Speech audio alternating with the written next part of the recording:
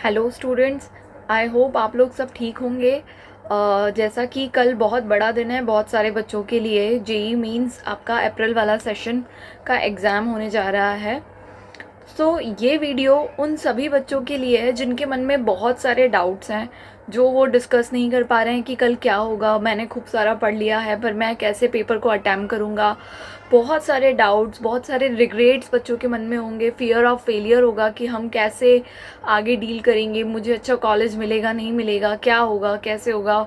बहुत सारे डाउट्स होंगे, तो इन्हीं पर हम आज बात करेंगे। स्टार्ट करने से पहले पहले आप हमारे चैनल को सब्सक्राइब कर लीजिए। तो चलिए शुरू करते हैं। जैसा कि कल आपका एग्ज़ाम 2 शिफ्ट में होगा, 9 to 12 और 3 to 6। तो सबसे पहले बच्चों के मन में पहले तो यही डाउट होता है कि अरे मेरा इवनिंग शिफ्ट में होगा तो मुझे स्लीपी फील होगा, मॉर्निंग शिफ्ट वाला बेटर होता है। जनरली बच्चों को ये थोड़ा सा डाउट रहता है, बट ऐसा नहीं है।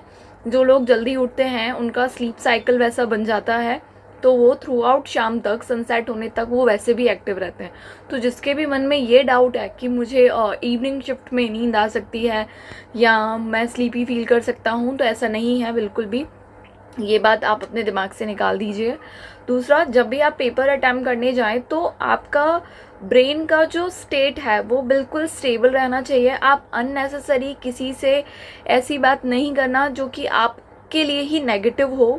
हमेशा इस बात को ध्यान रखना। जितना भी आपको पढ़ना था, जितनी भी प्रैक्टिस करनी थी आपको न्यूमेरिकल्स की, वो अब हो चुकी हैं। जो अब आप लास्ट मोमेंट पे कर सकते हैं वो है सिर्फ रिवीजन। आप जितना ज़्यादा रिवीजन कर सकते हैं, और वो भी आपके शॉर्ट नोट से रिवीजन, क्योंकि हमें बहुत सारी नॉलेज को एक साथ वहाँ पर यूज़ करना है इन दी पेपर। आपका 11th-12th भी होगा और सारे सब्जेक्ट्स का नॉलेज होगा। तो आप अपने जो भी शॉर्ट नोट्स हैं उनको अच्छे से रिवाइज़ कीजिए, और ये देखिए कि कौन सा फॉर्मूला है, कौन सा कंसेप्ट है जो कि इम्पॉर्टेंट है, और मैं उस पर ज़्यादा काम करूँ। उसको न्यूमेरिकल्स को अभी आप इतना मत देखिए। जितनी प्रैक्टिस आपने मॉक टेस्ट में की है दैट इज़ इनफ। आप अपने ऊपर विश्वास रखिए कि मैं अच्छे से करके आऊँगा। एक पॉजिटिव एटीट्यूड और पॉजिटिव माइंडसेट के साथ अपने एग्ज़ाम देने चाहिए, तो वो आपके लिए बहुत बेनिफिशियल होगा। अननेसेसरी आप ऐसा मत सोचिए कि मैंने ये नहीं किया, मेरा ये सिलेबस नहीं हुआ है। सिलेबस कभी भी कंप्लीट नहीं होता है, टू बी ऑनेस्ट।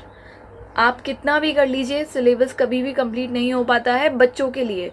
तो उस केस में आप हमेशा इसका ध्यान रखिए कि हमने हमारे इम्पॉर्टेंट टॉपिक को कवर किया है। हमारे जितना भी सिलेबस कवर है उसके सारे कॉन्सेप्ट हमें क्लियर है, उस पर हमने न्यूमेरिकल्स लगाए हैं। तो ये आपका सारा माइंडसेट रहेगा एग्ज़ाम्स जाने से पहले। लेट सपोज आप एग्ज़ाम्स में आ गए, एग्ज़ाम सेंटर पे, हॉल पे आ गए हैं, बैठ गए हैं, स्क्रीन आपके सामने है। तो आप ये कोई एक सेट नहीं करिए कि भाई मैं इतने क्वेश्चंस तो अटैम्प्ट करके आऊँगा ही सही। यू नेवर नो, पेपर कैसा भी आ सकता है। बहुत इजी भी आ सकता है तो आपका परसेंटेज बहुत ज़्यादा चला जाएगा, और बहुत टफ भी आ सकता है। तो ये आपको ऑन स्पॉट एग्ज़ाम पे ही देखना है, उन क्वेश्चंस को अपने आप देखना है। तो इसके लिए आप क्या कर सकते हैं कि आप कभी भी एक साथ आप ऐसा मत कीजिएगा कि मैं फर्स्ट क्वेश्चन से स्टार्ट करता हूँ सीधे लास्ट तक सारे क्वेश्चन अटैम्प्ट करूँगा। नहीं, आपको पता है इनऑर्गेनिक आप इजीली अटैम्प्ट कर पाते हैं, आपका कॉन्फिडेंस बूस्ट होता है। तो आप ये कर सकते हैं कि आप पहले इनऑर्गेनिक की प्रॉब्लम्स को करें। उनमें आप देख सकते हैं कि जो वन लाइनर है, सिंपल फॉर्मूला लगाने से सॉल्व कर रहे हैं, या जो क्वेश्चन है उनकी लैंग्वेज सिर्फ 2-3 लाइन्स में ही है, तो आप उनको अटैम्प्ट कीजिए। आप देख रहे हैं कोई जो प्रॉब्लम है वो बहुत ज़्यादा लेंदी है, तो आप उसमें इनिशियली जंप मत करो, क्योंकि वो आपको रीड करने में, समझने में बहुत टाइम कंज्यूमिंग होगी। हमें पूरा पेपर अटैम्प्ट नहीं करना है, हमें अपना बेस्ट देना है, इजी क्वेश्चंस को अप्रोच करना है। तो हमेशा ध्यान रखिए, कोई भी सेट माइंड में मत लेके जाइए कि मुझे इतने क्वेश्चंस अटैम्प्ट करने हैं, पहले मुझे फिजिक्स करना है, मैं ज़्यादा अच्छे से मैथ्स पढ़ के गया हूँ तो मैं मैथ्स को करूँगा। नहीं, आप हमेशा पहले पेपर को पूरा देखिए, सारे क्वेश्चंस को देखिए, आप आइडिया लगाइए कि कैसे ये प्रॉब्लम तो मैं इजीली कर सकता हूँ, इसको टिक मार्क कर दीजिए। तो उन प्रॉब्लम्स को जल्दी जल्दी आप पहले करिए। फर्स्ट राउंड में जो इजी प्रॉब्लम्स हैं आप उनको अटैम्प्ट कीजिए, इजीली सॉल्व कीजिए। लेट सपोज आप किसी प्रॉब्लम में स्टक हो जाते हैं, तो इस बात का ध्यान रखिए आपका जो सॉल्यूशन है वो बिल्कुल नीट होना चाहिए। बहुत सारे बच्चे इतना रफ कैलकुलेशन करते हैं कि जब वो सेकंड राउंड में जब अपना पेपर अटैम्प्ट करते हैं तो वो उनको कैलकुलेशन समझ ही नहीं आती है। तो हमेशा इस बात को ध्यान रखिए कि जब आप अपना कोई भी न्यूमेरिकल सॉल्व करते हैं तो उसकी कैलकुलेशन बिल्कुल नीट होनी चाहिए। लेट सपोज आप कहीं बीच में अटक गए तो आप उसको वहीं से छोड़कर दूसरी प्रॉब्लम पर स्विच कर सकते हैं, और जब बाद में आएंगे तो आप वहीं से स्टार्ट कर सकते हैं।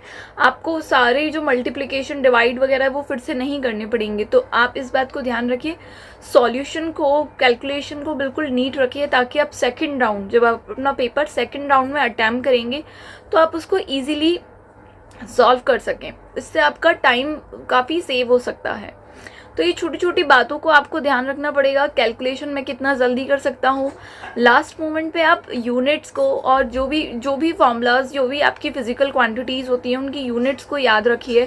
इससे इजी होगा, क्योंकि जो भी प्रॉब्लम्स आती है वो इजी होती है, कॉन्सेप्ट बहुत इजी होती है, लेकिन उसमें कहीं ना कहीं वो कुछ ट्रिक लगा देते हैं जिससे बच्चा फंस जाए और टिक करने में ही गलत कर दे। जैसे आंसर आपसे पूछा होगा किसी पर्टिकुलर यूनिट में, तो वो आंसर डिजिट में हर ऑप्शन में होगा, लेकिन उनकी यूनिट्स को चेंज कर दिया जाएगा और हम सिर्फ नंबर्स देखते हैं, बाद की यूनिट नहीं देखेंगे, तो वो कई बार हमारी मिस्टेक हो जाती है। तो आपको एक्टिव रहना है, फुल्ली फोकस होकर आपको अपने पेपर को अटेम्प्ट करना है। All the very best. Thank you.